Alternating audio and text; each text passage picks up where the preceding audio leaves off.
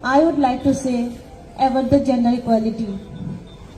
Today, as we gather to commemorate International Women's Day, it is not just a day for celebration. पत्थर तो है, लेकिन हम लोगों ने पत्थर को हटाया और थोड़ा बहुत कुछ अचीव किया। जो अचीवमेंट को सेलिब्रेशन करने की जरूरत है।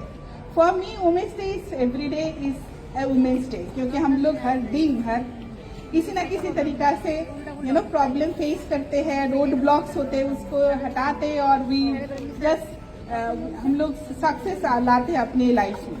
सो women's day is for every day.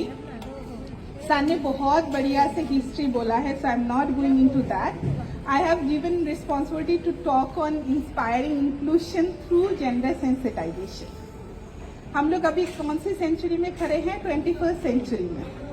देखिए 21st सेंचुरी में खड़े हैं, फिर भी हम किसके बारे में बात लेटर ऑन डिसाइड हुआ कि लास्ट संडे ऑफ द फरवरी का सेलिब्रेट होगा।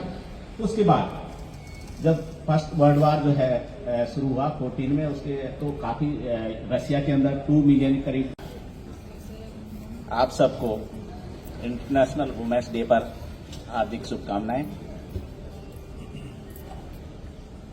मैं आज हमारे guest speaker madam Anjana Bhattacharya ji, associate professor Tripura university, उनका इस अवसर पर जो है हार्दिक स्वागत करता हूं, हार्दिक अभिनंदन करता हूं। हमारे साथ BCCISF श्री धर्मवीर साई जी हैं, मैं उनका स्वागत करता हूं, हार्दिक अभिनंदन करता हूं। साथ में मेरे AI के officers, staff, other stakeholders, सभी का मैं इस अवसर पर हार्दिक अभिनंदन करता हूं। हम जब पास्ट हिस्ट्री में जाते हैं, वुमेन्स डे कब शुरू हुआ, तो इतिहास को जब देखते हैं तो पहली जो है वाकया हमें मिलता है कि अमेरिका में 2008 में एक 15,000 वुमेन्स ने एक रैली निकाली थी और उस रैली का जो